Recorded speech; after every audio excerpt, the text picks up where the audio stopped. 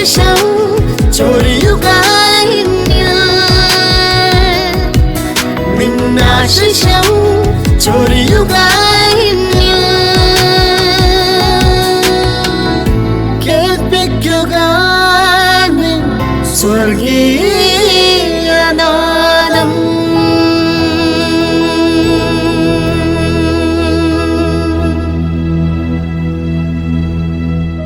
സ്വർഗീയനാദം ശ്രവിക്കുന്ന എല്ലാ മാന്യ സ്നേഹിതർക്കും പ്രഭാതവന്ദനങ്ങൾ അറിയിക്കുന്നു. ഈ കഴിഞ്ഞ രാത്രിയിൽ കർത്താവ് നമ്മെ പരിപാലിച്ചു. ഇന്ന് രാവിലെ സന്തോഷത്തോടെ ഭൂമുഖത്ത് കണ്ണുകളെ തുറക്കുവാൻ ദൈവം നമ്മെ അനുവദിച്ചതിനായി ദൈവത്തിന് നന്ദി പറയാം. ലോകത്തിലെ ഇപ്പോഴത്തെ ജനസംഖ്യ 802,50,00,000 അതേപോലെ തന്നെ ലോകത്തിൽ 10,000-ഓളം വിവിധ മതങ്ങളുണ്ട്.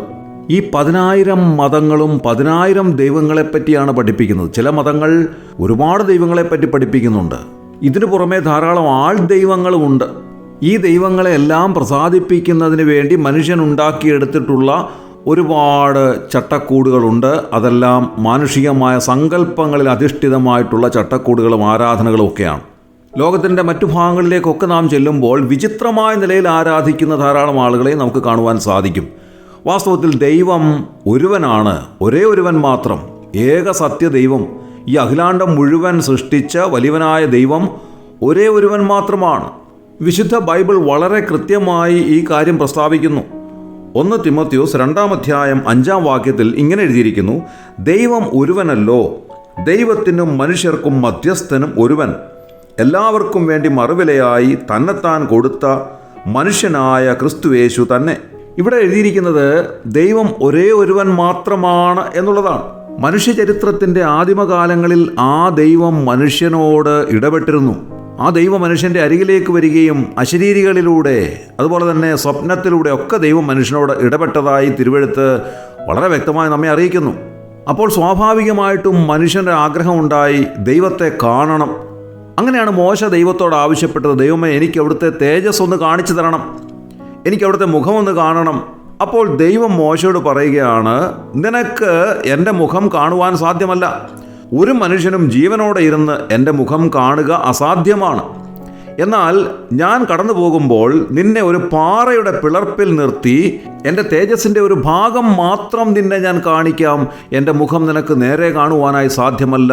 നീ നേരെ കാണുകയാണെങ്കിൽ അപ്പോൾ തന്നെ മരിച്ചു പോകും. അത്രമാത്രം ഭയങ്കരനായിരുന്നു ഈ ദൈവം എന്ന് തിരുവെഴുത്ത് വിശേഷിപ്പിക്കുകയാണ്. അങ്ങനെ മനുഷ്യൻ വീണ്ടും ആഗ്രഹിച്ചു, ഈ ദൈവത്തെ ഒന്ന് കാണണം, ഈ ദൈവത്തിൻ്റെ സ്വഭാവം എന്താണെന്നറിയണം, ഈ ദൈവത്തിൻ്റെ രീതികൾ എന്തൊക്കെയാണ്, ആ ദൈവത്തിൻ്റെ ശക്തി എങ്ങനെയാണ്, ഇതൊക്കെ അറിയുവാനായിട്ട് മനുഷ്യൻ വല്ലാതെ ആഗ്രഹിച്ചു. അങ്ങനെ ദൈവത്തെ കാണുവാൻ ആഗ്രഹിച്ചവരെല്ലാം അവരവരുടെ സങ്കല്പത്തിലുള്ളതായ ഓരോരോ ദൈവങ്ങളെ ഉണ്ടാക്കി. അതാണ് ഈ മതങ്ങൾ പ്രചരിപ്പിക്കുന്ന 10,000-കണക്കിന് വിവിധ രൂപത്തിലുള്ള ദൈവങ്ങൾ.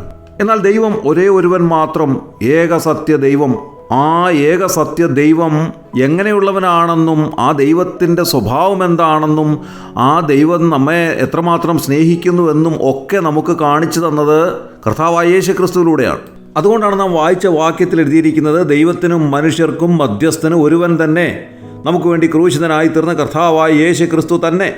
ഒരേ സമയം ദൈവവും മനുഷ്യനുമായിട്ടുള്ള ഒരു വ്യക്തിക്ക് മാത്രമേ മനുഷ്യനും ദൈവത്തിനും മധ്യസ്ഥനാകുവാൻ സാധിക്കുകയുള്ളൂ.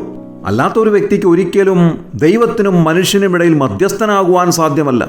ഈ ലോകത്തിൽ നിന്ന് ഒരു മനുഷ്യനെയും മധ്യസ്ഥനായി സ്വീകരിക്കുവാൻ ദൈവത്തിന് സാധ്യമല്ല. കാരണം ദൈവത്തോടും മനുഷ്യരോടും ഇടപെടുവാൻ സാധിക്കുന്നത് ഒരേ സമയം ദൈവവും മനുഷ്യനുമായിട്ടുള്ള ഒരേ ഒരുവൻ മാത്രം. അതാണ് കർത്താവായ യേശു ക്രിസ്തു. ആ കർത്താവായ യേശു ക്രിസ്തു എന്ന മധ്യസ്ഥനിലൂടെ മാത്രമേ നമുക്ക് പിതാവാം ദൈവത്തോട് അടുത്ത് ചെല്ലുവാൻ സാധിക്കുകയുള്ളൂ, ദൈവത്തെ ആരാധിക്കുവാൻ സാധിക്കുകയുള്ളൂ, ദൈവത്തിൻ്റെ സ്നേഹം മനസ്സിലാക്കുവാൻ കഴിയുകയുള്ളൂ, ദൈവം ആരാണെന്ന് രുചിച്ചറിയുവാൻ കഴിയുകയുള്ളൂ. അതുകൊണ്ടാണ് നാം സങ്കീർത്തനത്തിൽ വായിക്കുന്നത്: യഹോവ നല്ലവനെന്ന് രുചിച്ചറിവേൻ, അവനെ ശരണം പ്രാപിക്കുന്ന പുരുഷൻ ഭാഗ്യവാൻ. അങ്ങനെ യഹോവ നല്ലവനെന്ന് രുചിച്ചറിയുവാൻ താങ്കൾക്ക് സാധിച്ചിട്ടുണ്ടോ?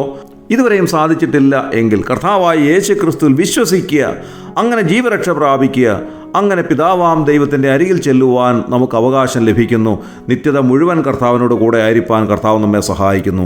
അല്ല, സൗജന്യമായ ഈ രക്ഷയെ തിരസ്കരിച്ചിട്ട് ലോകത്തിൻ്റെ പിന്നാലെ പോകുന്നുവെങ്കിൽ നിത്യത മുഴുവൻ ദൈവം പിശാചിനും അവൻ്റെ ദൂതന്മാർക്കും ഒരുക്കിയിട്ടുള്ള നിത്യമായ നരകാഗ്നിയിലേക്ക് പതിക്കും എന്ന് ദൈവവചനം പറയുന്നു. അതുകൊണ്ട് കർത്താവായ യേശു ക്രിസ്തുവിൽ വിശ്വസിക്കുക, അങ്ങനെ ഏകസത്യ ദൈവത്തോട് അടുത്ത് ചെന്ന് ദൈവത്തെ ആരാധിക്കുക. ദൈവം നിങ്ങളെ അനുഗ്രഹിക്കട്ടെ.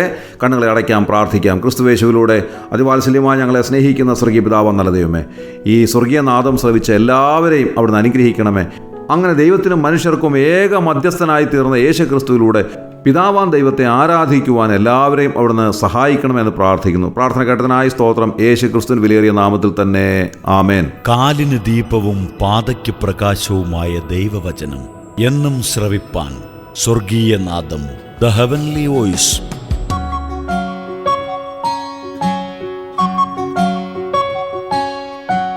നിൻ സ്നേഹം ഞാൻ രുചിച്ചു, ഓ എത്രയോ മധുരം.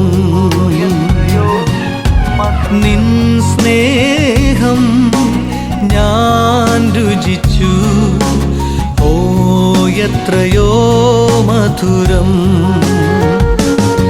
തേനിനേക്കാളും തേൻ കട്ടയേക്കാളും എന്നാവിൻ എത്ര മധുരം. തേനിനേക്കാളും തേൻ കട്ടയേക്കാളും എന്നാവിൻ എത്ര മധുരം. ഹല്ലേലൂയ.